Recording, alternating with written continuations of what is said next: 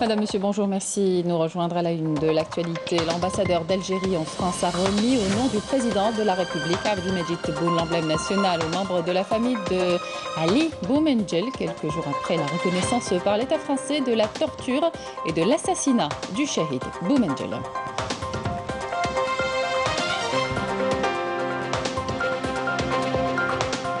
À Boumerdes, première du genre en Algérie, une usine qui produit du gazon synthétique tourne à plein régime malgré les difficultés rencontrées à cause de la pandémie.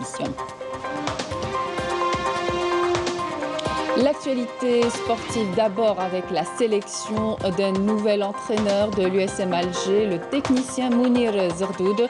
Puis la Coupe d'Afrique des Nations 2021 des U17 officiellement annulée en raison de la situation pandémique dans plusieurs pays africains liés au Covid-19. Et puis nous découvrirons ensemble une ambitieuse jeune escrimeuse qui rêve d'inscrire son nom dans l'histoire de l'escrime algérien. Bienvenue à tous. L'ambassadeur d'Algérie en France, Mohamed Antar Daoud, a remis hier à Paris, au nom du président de la République, Abdelmajid Tebboune, l'emblème national aux membres de la famille de Ali Boumendjel lors d'une cérémonie d'hommage et de recueillement organisée au siège de l'ambassade d'Algérie. Cette cérémonie d'hommage intervient quelques jours après la reconnaissance par l'État français de la torture et de l'assassinat du shahid Boumendjel. La correspondance de Afaf Belouchet. C'est sous une forme très solennelle que la cérémonie d'hommage au shahid Ali Boumendjel a débuté. Hymne national, fatiha et prière pour le repos de son âme et celle des pères de la Révolution.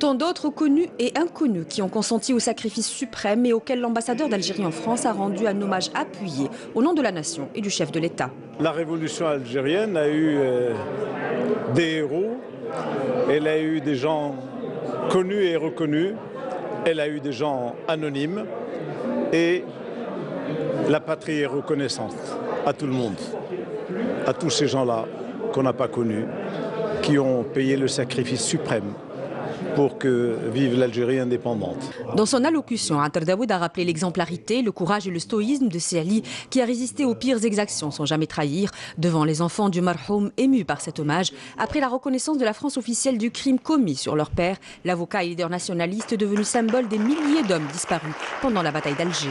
La première chose que nous avons fait, ça a été d'associer les disparus à notre quête. Alors si la symbolique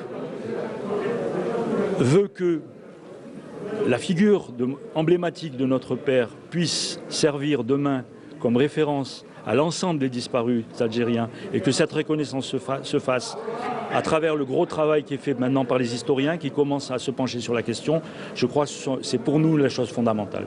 La dernière nouvelle que nous avions eue, c'est l'inauguration de la station Ali Boumendjel, le métro à Alger. Ça a été extraordinaire pour nous. Du temps de feu Houari Boumediene, on avait donné le nom de la rue du Mont-Durville à Ali Boumendjel. Laquelle rue qui se répercutait sur l'ensemble du territoire national, toutes les rues du Mont-Durville sur le territoire national s'appellent rue Ali Boumendjel. Vous imaginez notre joie, ça veut dire quoi? Ça veut dire tout simplement c'est la reconnaissance de notre pays envers notre famille. Une reconnaissance qui n'est qu'un pas de plus sur le chemin du travail de mémoire qui reste à faire. Je crois que les présidents Tebboune et Macron sont d'accord sur ce point. Leurs relations sont excellentes et nous devons travailler pour être, j'allais dire, à la hauteur des ambitions de ces deux chefs d'État. La reconnaissance de l'assassinat de Ali Boumendjel intervient après la mort de sa veuve, qui a longtemps milité pour le droit à la vérité. C'est également elle, Malika Boumendjel, que Antar Daoud a mis à l'honneur en cette journée internationale de lutte pour les droits des femmes. Le ministre des Affaires étrangères, Sabri Boukhadoum, a affirmé aujourd'hui que la réunion ministérielle tenue au Togo avait été une occasion pour nouer des contacts bilatéraux avec plusieurs homologues africains et responsables de l'Organisation des Nations Unies, de l'Union africaine et de la Communauté économique des États de l'Afrique de l'Ouest, soulignant la nécessité de relancer la coopération commune pour faire face aux défis communs.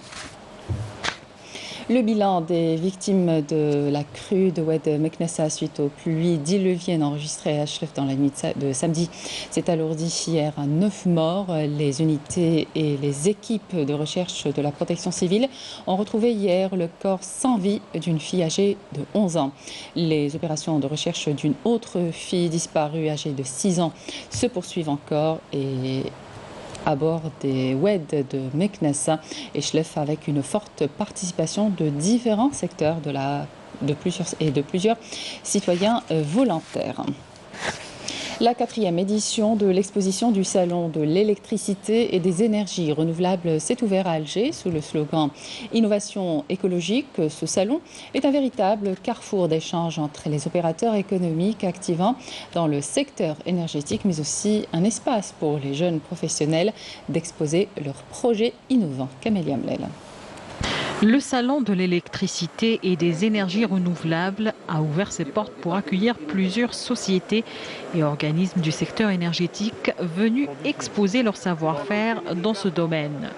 Le choix stratégique de l'Algérie d'aller sur la voie des énergies renouvelables est visible à travers son programme de développement. Nous sommes en train de mettre en place une société de projet. C'est l'équivalent d'une Sonelgaz du renouvelable. Une petite sœur à Sonelgaz. Il faut que cette société naisse. C'est une obligation. Donc nous ne pouvons pas nous permettre de perdre du temps. C'est pour cela que j'invite Sonelgaz et Sonatrach à aider, parce que le capital de cette société, ce sont ces deux sociétés. Il faut que rapidement elles lancent l'appel d'offres. Nous avons l'ambition de sortir d'ici juin. Une attention particulière a été accordée aux jeunes promoteurs en quête d'opportunités d'affaires à la faveur de ce salon qui leur a dédié spécialement un espace pour les aider à concrétiser leurs projets. Le salon se distingue peut-être des éditions précédentes par un challenge qui se passe en parallèle, qui concerne les startups qui sont actives dans le secteur de l'énergie et surtout des énergies renouvelables, qui a été donc parrainé par notre ministère, qui a vu la participation de porteurs de projets innovants partout en Algérie. Et j'aurai le plaisir de les rencontrer et on aura le plaisir, nous en tant que ministère, de les soutenir, de les accompagner pour pouvoir leur permettre de concrétiser leurs projets. Ces talents sur 4 jours, ce rendez-vous constitue ainsi un cadre propice aux rencontres et aux échanges avec les professionnels. Direction Boumerdès, nous allons vous parler d'une usine qui produit du gazon synthétique, présente sur le marché depuis 11 ans. Elle est la première du genre en Algérie. Cette entreprise a continué à tourner à plein régime, malgré les difficultés rencontrées à cause de la pandémie. Walid Yousfi. Il s'agit de la première usine de production de gazon synthétique à avoir vu le jour en Algérie. Située à Boumerdès, cette usine produit pas moins de 12 000 unités par jour, répondant ainsi aux besoins du marché national.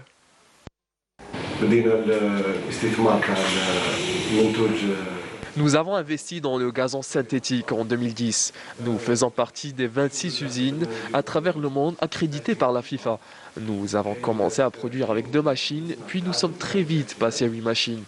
Nous employons 150 personnes dans l'usine et 250 personnes actives dans l'installation. Notre objectif est de produire ce genre de fibre spéciale.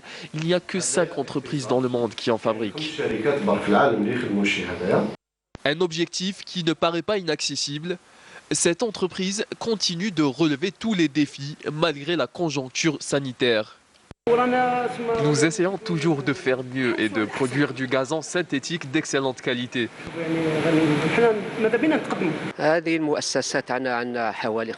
Cette usine fait partie des 15 entreprises exerçant dans le même domaine qui ont continué à exporter leur production, malgré les difficultés rencontrées à cause de la pandémie.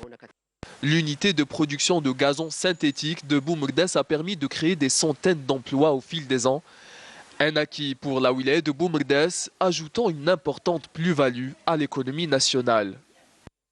La Caisse nationale des mutualités agricoles de la wilaya de Sétif a organisé hier une journée pour honorer la femme rurale, et ce, à l'occasion de la Journée internationale des droits de la femme. Une occasion également de présenter les différentes offres que la CNMA propose pour contribuer au développement local de la commune de Djmila. Le commentaire Yasmine Saudi. À l'occasion de la Journée internationale des droits de la femme, la Caisse nationale de mutualité agricole de la wilaya de Sétif a voulu honorer la femme rurale, maillon fort désormais dans le développement de la commune de Djmila. En ce jour international des droits de la femme, nous avons offert aux femmes rurales des actions de la CNMA pour qu'il y ait une forte participation de leur part. Une occasion également pour la CNMA de dévoiler son catalogue de produits financiers, notamment les microcrédits, les prêts mutuels, mais aussi les avantages des assurances sociales. Grâce à ces aides financières, la femme rurale contribuera au développement de la commune de Djmila.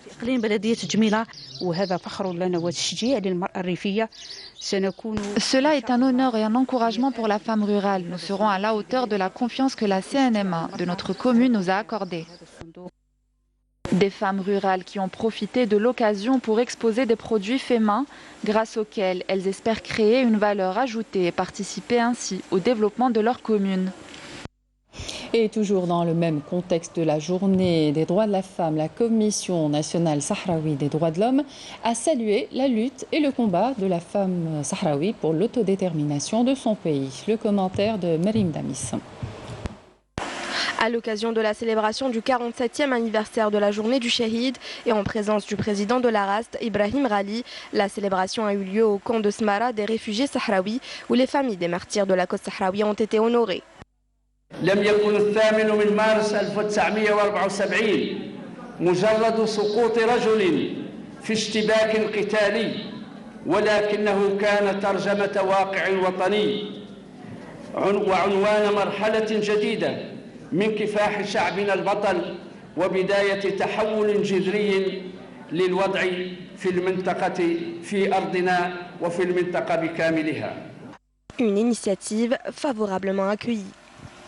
كان تخليد اليوم وكان فيه تكريم لعائلات الشهداء وهذه ذكرى نعتز بها ومفخرة للنساء الصحراويات. هذه أخوتي اثنين مستشهدين لله حامدين الله يحكم عنا وعنهم الأعظم واليوم 8 مارس وشاكرينهم على ذا التكريم وعلى ذا الالتفات على عائلات الشهداء. دشن بداية الطريق المعبد بدم الشهداء إلى الاستقلال والحمد لله اللي مزلنا على عهد الشهيد الحلاوي ونطمنوه ونقولوا له يا شهيد ارتاح ارتاح سنواصل الكفاح. وهي الذكرى العظيمة اللي أعظم عندنا ذكرى هي سقوط أول شهيد وله شهيد واحد ربما شهداء عاقبوا شهداء. Cette célébration a été l'occasion pour rappeler le droit du peuple sahraoui à l'autodétermination, peu importe les sacrifices.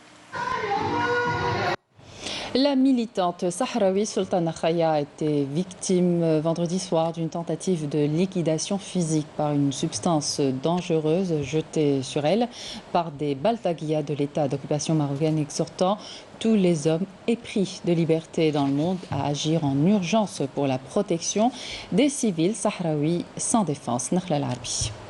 Sultana Khaya est vraisemblablement en danger. Vendredi soir, elle a été victime d'une tentative de liquidation physique. Des hommes cagoulés ont attaqué son domicile avec une substance dangereuse qui pourrait être un mélange de brai et d'acide. Dans cette vidéo, la militante dénonce la torture psychologique et la répression barbare contre sa personne, sa famille et son peuple perpétrée par l'occupant marocain. الرحمن الرحيم. في البداية تحية نضالية، تحية المجد والخلود للشهداء.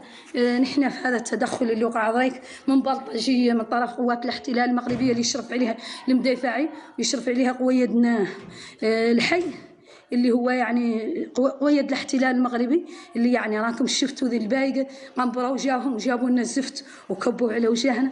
والله السيد والله شي تشوفوا عيني اللي ما نشوف منها راهي نكتلوا عروقها ودخلت مباشرة في هذه البايقة وفي الوجه وفينا كاملات وفي الواعر وفي الدار وذا اللي قدام المنزل العائلة ولا السيرة يخبطونا بذا النوع من السيد المخلط معاه الزفت.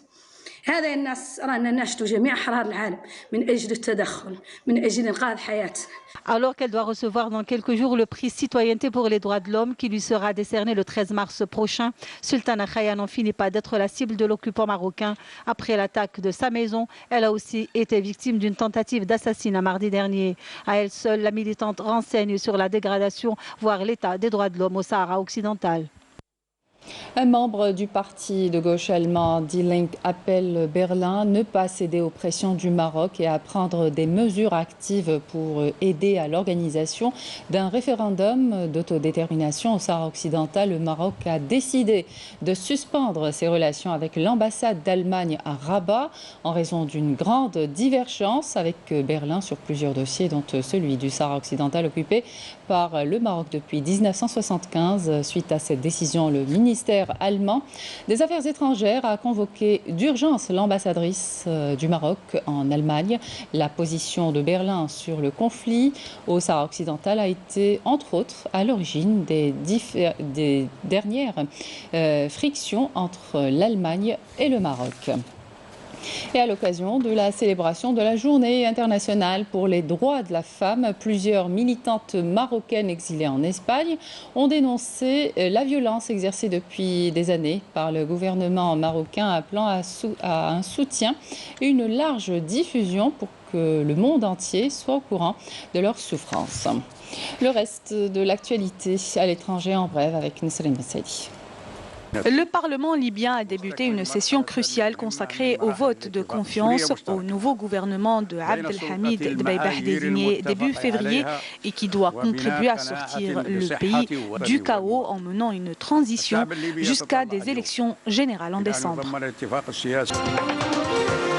L'opposant politique sénégalais Ousmane Sonko, dont l'arrestation la semaine passée a déclenché les pires affrontements que le Sénégal ait connus depuis des années, persiste après 5 jours entre les mains des gendarmes, a défié le pouvoir et appelle à une mobilisation beaucoup plus importante mais pacifique, parlant d'une révolution en marche. En Californie, pour faire face au stress et à l'insomnie due à la pandémie de Covid-19, les Rage Rooms proposent aux clients de se détendre en détruisant des objets. Pendant la session, une thérapeute observe, entraîne et conseille les participants pendant qu'ils démolissent une pièce remplie d'assiettes, meubles et bouteilles de verre.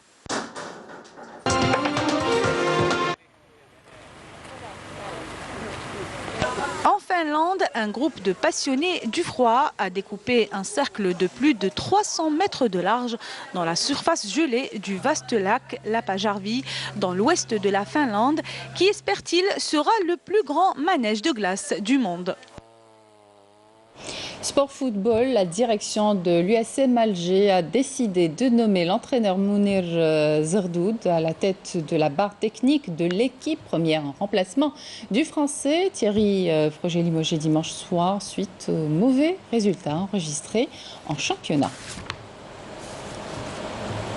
Football toujours, la Confédération africaine a annoncé sur son compte Twitter que la Coupe d'Afrique des Nations des moins de 17 ans, qui devait se jouer au Maroc du 13 au 31 mars, a été officiellement annulée en raison de la situation pandémique dans plusieurs pays africains liés à la Covid-19. L'Algérie était qualifiée pour ce tournoi. Par ailleurs, l'Assemblée générale élective de la CAF, prévue vendredi prochain à Rabat, a été maintenue en marge de ces élections. Les membres de l'Assemblée générale seront invités à élire leurs 2 représentants au Conseil de la FIFA, dont le président de la FAF, Kherdin Zetchi, est candidat. Et pour finir, je vous laisse découvrir un portrait d'une ambitieuse jeune escrimeuse qui rêve d'inscrire son nom dans l'histoire de l'escrime algérien. Sarah Derbella.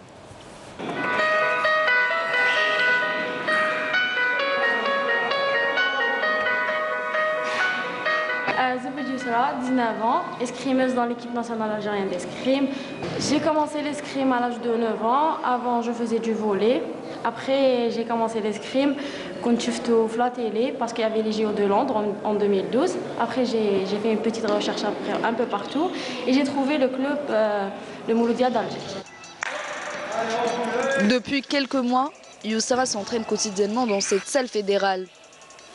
Une jeune escrimeuse ambitieuse qui rêve de marquer son nom dans l'histoire de l'escrime algérien. Après la traditionnelle séance d'échauffement, cette jeune épéiste enfile son équipement et se place sur la piste. Une surface sur laquelle Yousra a décroché plusieurs titres. J'ai eu pas mal de médailles. La première médaille qui m'a marqué le plus, c'était quand j'étais jeune. J'ai eu première place au championnat Méditerranée. Et puis la deuxième médaille, c'était médaille d'or au championnat arabe. Et puis j'ai commencé à décrocher des médailles au championnat d'Afrique. Je suis championne d'Afrique 2 fois, en individuel et par équipe. Et je suis vice-championne d'Afrique 2 fois. Et j'ai eu une médaille de bronze au championnat d'Afrique senior par équipe. Son principal objectif est de décrocher un ticket pour les JO de Tokyo. Cette jeune athlète a déjà participé aux Jeux Olympiques de la jeunesse en 2018. La qualification de Tokyo 2021, comme je suis jeune et je manque un peu d'expérience, elle n'est pas facile comme elle n'est pas difficile, mais je compte sur moi et je sais que je peux le faire. Mais dans tous les cas, même si je n'ai pas arrivé, je sais qu'il y a Paris 2024, il me reste toute une carrière.